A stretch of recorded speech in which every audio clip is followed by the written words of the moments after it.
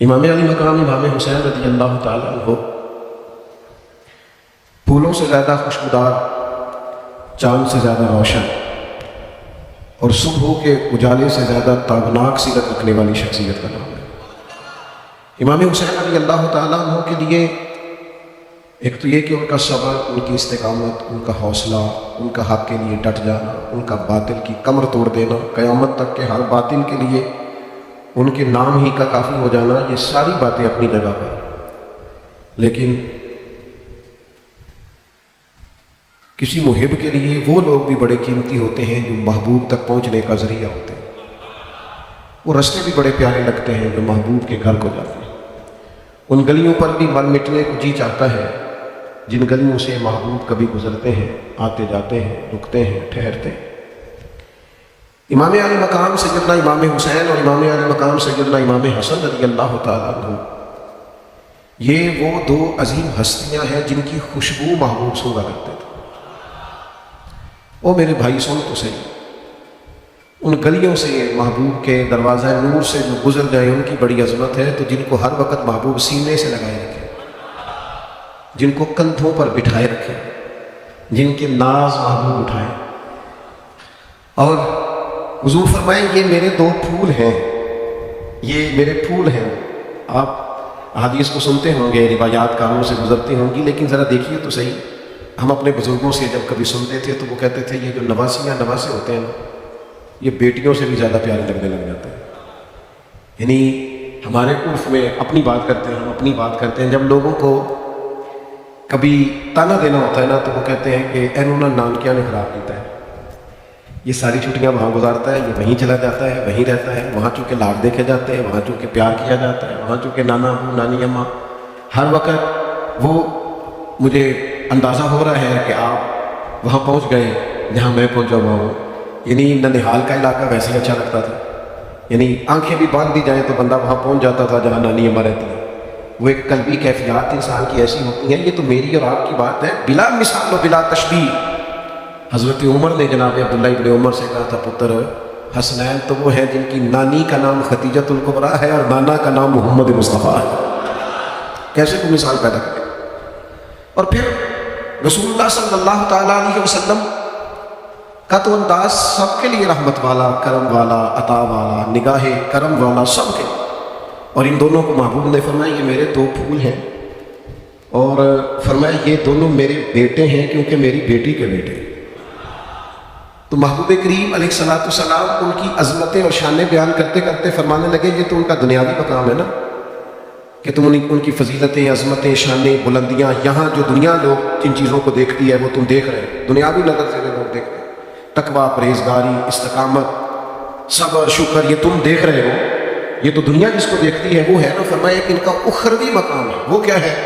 فرمایا جنتی جوانوں کے سردار ہیں، جنتی جوانوں کے بھی سردار نبی پاک صلی اللہ تعالیٰ علیہ وسلم، جن لوگوں کی عظمتوں کو اس حال میں حضور علیہ الصلوۃ والسلام اکثر باقاعدہ گھر تشریف لے جاتے اور رات قیام کرتے سیدہ پاک کے گھر میں، اور شہزادوں کو دائیں بائیں لٹاتے، حضور اپنے کندھوں پر سواریاں کراتے۔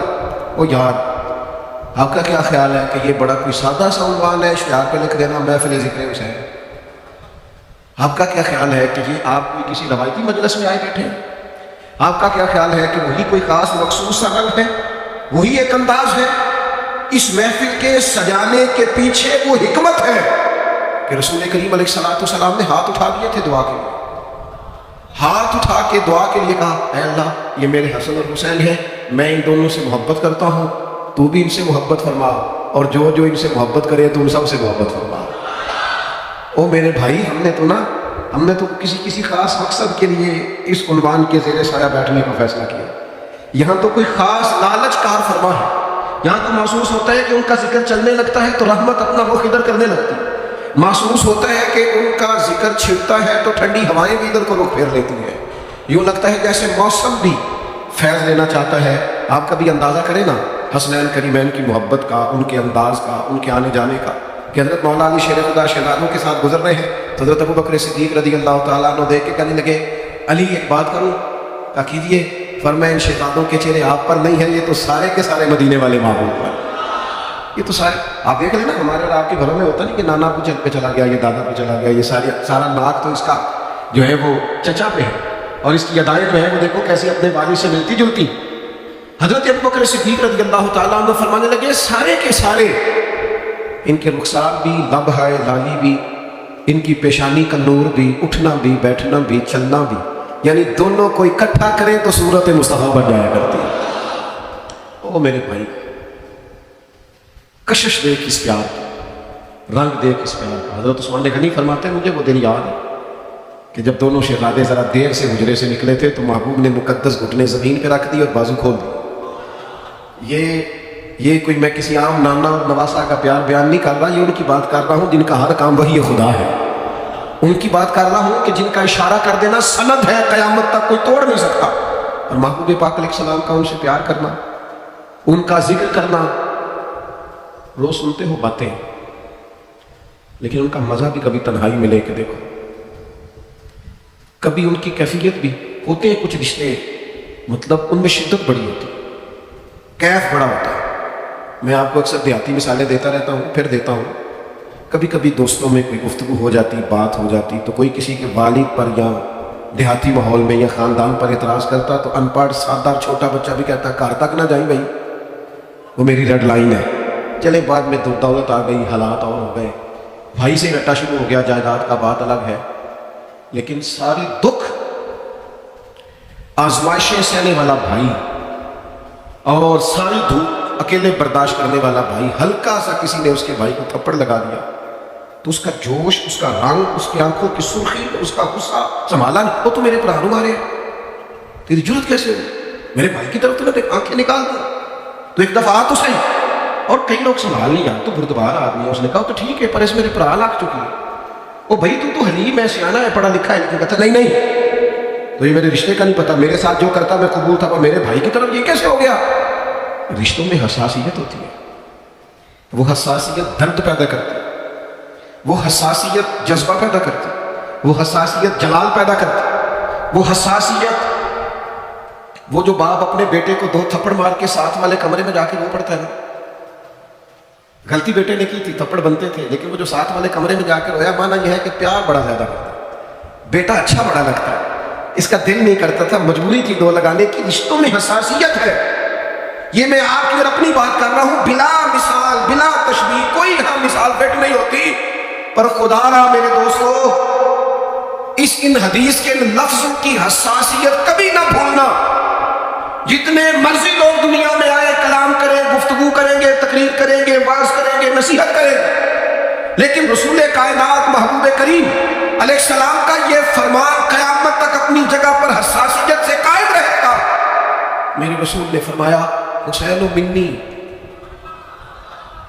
وانا من الحسین، تم ان جھولوں کی کتنی کو تشریح کرو گے، تم نہیں کر سکتے، اس فکرے پر تم کتنا کو کلام کرو گے، کر نہیں سکتے، کہاں کھولو گے، کہاں رکو گے، کہاں آگے بڑھو گے؟ کہا حسین منی، اسے سائیڈ پہ سمجھنا ہی نہ، بیگانہ سمجھنا ہی نہ، حسین تو مجھ سے، وانا من الحسین، اور میں، او میرے بھائی اتنی حساسیت یہ مجھ سے ہے، اور میں بول پڑے نا فاضل بریلوی، کہنے لگے کیا بات رضا اس چمنستان کرم کی، یہ زہرا ہے کلی جس میں حسن اور حسین پھول، میرے عزیز فرمایا یہ دونوں، یہ میرے پھول ہیں، خاص قسم کی اپنے دل میں جگہ بنانا حسنین کریمین کے، تمہارے چہرے کا رنگ بدل جائے جب ان کا نام آئے، جب میرے رسول پاک کی شہزادی کا نام آئے تو تمہاری آنکھیں حیا سے جھک جائیں، جب حضور کے شہزادگان کا تذکرہ آئے حسنین کریمین پہ تو تمہارا وجود خود بخود سمٹنا شروع ہو جائے، تمہاری آنکھیں خود بخود درد کے ساتھ اپنی کیفیات بدلتی ہوئی دکھائی دیں۔ اسے تقریروں کا موضوع نہ سمجھنا، جلسوں کا عنوان نہ سمجھنا، شعراء کا ادب نہ سمجھنا، یہ اچھے ادیب کا اچھا لکھاری ہونا اور اچھے خطیب کی خطابت نہ سمجھنا، حسنین کا پیار ایمان ہے، حسنین کی محبت دین ہے، حسنین کے نام پہ لنگر بانٹنے والا تمہیں پتہ ہی نہیں محبوب تم سے پیار کتنا کریں گے، ان کی یادوں میں آ کے بیٹھنے والا تمہیں پتہ ہی نہیں حضور اس سے راضی کتنے ہوتے ہیں جو حضور کے حسنین کا تذکرہ کرتے ہیں۔ ہم اپنے اسلاف کو جب دیکھتے ہیں، اپنے اکابرین کو جب دیکھتے ہیں تو وارفتگی والا پیار، یعنی ان کی قلبی کیفیات جڑی ہوئی ان حضرات کے ساتھ۔ تو محفل ذکر حسین کا جو سب سے اہم عنوان ہے وہ یہ ہے کہ ہم نے کوئی خاص قسم کی اپنے دلوں میں گنجائش لینی ہے رسول پاک کی اولاد۔ اور ایک اور بات بھی اس تذکرے میں عرض کر دوں، ہمیں حضور کی اولاد کا جتنا بھی احترام سکھایا ہے نا، محبوب کے صحابہ نے سکھایا ہے، آیا وہاں سے ہے۔ امیر المومنین فی الحدیث حضرت ابو ہریرہ، امام حسین کے پیروں میں مٹی لگ گئی تو حضرت ابو ہریرہ نے پگڑی کھول کے پیر صاف کرنے شروع کر۔ انہوں نے کہا کہ آپ بزرگ ہیں، میں نوجوان ہوں اور آپ حضور کے صحابی ہیں، تو یہ کیا منظر ہے؟ فرمایا نہیں، آپ میرے آقا کے نواز ہیں، اصلا لال جنے کی کریے اور نسلہ تاک نہیں بھول دے۔ او بھائی، ہم تو وہ لوگ ہیں جو اپنے اساتذہ کے بچوں کا احترام کرتے ہیں، جن گھروں سے نمک کھایا ہے نا، انہوں نے 2 لفظ پڑھنے لکھنے بولنے سکھائے ہیں، دل کرتا ہے ان کی اولاد کا، ان کی پوتوں کا، ان کے ہم تو اپنے مرشدان گرامی کی اولادیں آئیں تو کوشش کرتے ہیں کہ ذرا تھوڑا سا استقبال کا رنگ بدلے، محسنوں کی اولاد ہے۔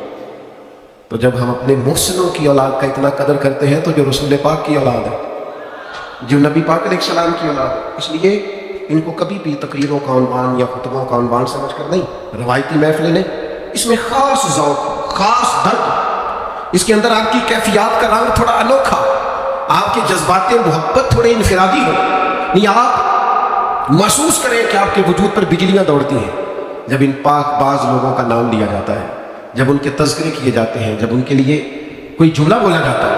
تو میں آپ کی خدمت میں پہلی بات تو یہ عرض کروں گا کہ خاص محبت حسنین کے ساتھ، اور پھر یہ کہ آخر ہم نے ان سے سیکھنا بھی تو ہے، آخر ہم نے زندگی کی شب و روز میں انہیں اپنا مقتدا بھی تو مانا ہے نا۔ حضور نے فرمایا 2 چیزیں چھوڑ کے جا رہا ہوں، تھامے رہو گے تو گمراہی قریب نہیں ہے، ایک کتاب چھوڑ کے جا رہا ہوں اللہ کی، اور ایک اپنا خاندان چھوڑ کے جا رہا ہوں۔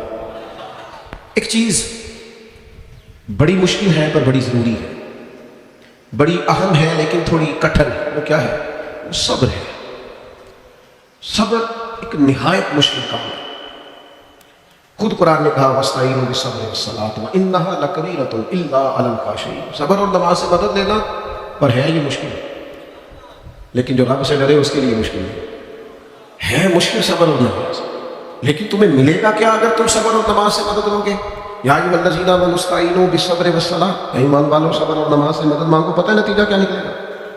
تم نے صبر کیا تو ہر عمل کی سزا جزا ہوتی ہے، تم نے اب صبر کیا، بہت بڑا عمل کیا تو جزا کیا ملے گی؟ ان اللہ مع الصابرین، اللہ فرماتا ہے تم رب کو ان کے ساتھ پاؤ گے جو صبر کرتے ہیں۔ اللہ صبر کرنے والوں کے صبر کی جزا رب کی معیت ہے، یعنی اعمال پر جنت ملتی ہے، صبر کرنے سے جنت والا رب ملتا ہے۔ میں نے بہت بڑی بات کر دی ہے، میں کوئی تشریح نہیں کرنے والا اس کی۔ معیت الہی صابرین کا مقدر ہے، معیت نبی پاک علیہ السلام سے پوچھا گیا سب سے زیادہ آزمائشیں کن پہ آتی ہیں؟ فرمایا انبیاء پہ۔ حضور اس کے بعد فرمایا اس کے بعد بقدر دین، جتنا کسی کا دین سخت ہوتا ہے، جتنا کوئی دین زیادہ رکھتا ہے اتنی آزمائش زیادہ۔ حضور علیہ السلام نے فرمایا جیسے جیسے کسی شخص کا مرتبہ دین میں، جیسے جیسے کسی کا مقام دین میں، ویسے ویسے اس کی آزمائشیں آ جاتی ہیں، انسان پر آ جاتی ہیں۔ اب سمجھنے کی بات یہ ہے کہ یہ آزمائش کیا ہے؟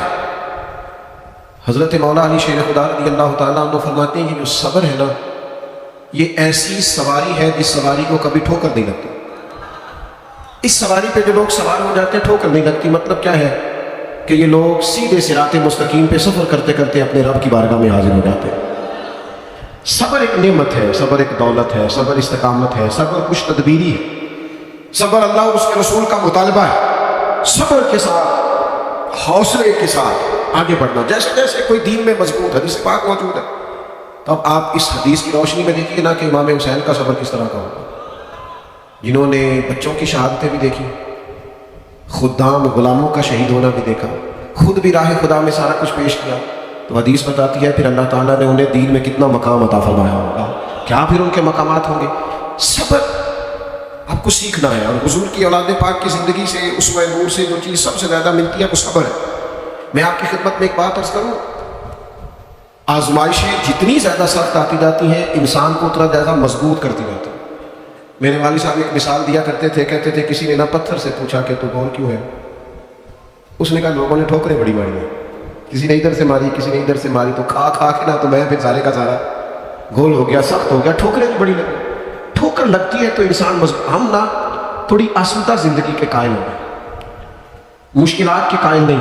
ہمارے اسلاف فرمایا کرتے تھے جس کے استاد اسے مشکل میں رکھے اور جس کے پیر اسے مشکل سے مشکل کام بتائیں, معنی یہ ہے کہ بڑے سے بڑا درجہ دینا چاہتے ہیں, اس سے کچھ کام لینا چاہتے ہیں. لیکن کیونکہ ہماری سوسائٹی میں, ماحول میں ایک طبیعت لوگوں کی بن گئی ہے کہ وہ ذرا سی مشکل پر گھبراتے ہیں, ہاتھ پیر پھولنے لگتے ہیں, تکلیف نہیں سہ سکتے. انتظار, ٹھہراؤ, بردباری, صبر, یہ لوگوں کی زندگیوں سے رخصت ہو گیا. صابرین کا درجہ بہت بڑا ہے. اب دیکھیے امام حسین رضی اللہ تعالیٰ عنہ سے پہلے ان کے صاحبزادے ان کے سامنے شہید ہو گئے. نبی پاک علیہ السلام کا فرمان صحیح حدیث میں موجود ہے. حضور فرماتے ہیں جب اللہ تعالیٰ کسی کے بچے کا انتقال ہوتا ہے نا اس کی موجودگی میں, تو اللہ تعالیٰ فرشتوں سے فرماتا ہے تم میرے بندے کے جگر کا پھل لے آئے ہو. وہ کیا کہتا تھا؟ اس پر سب سے بڑی آزمائش آئی, اس کا بیٹا اس کی زندگی میں چلا گیا. تو اس نے کیا کہا؟ تو فرشتے عرض کرتے ہیں مالک, تو اس نے انا للہ و انا الیہ راجعون پڑھا.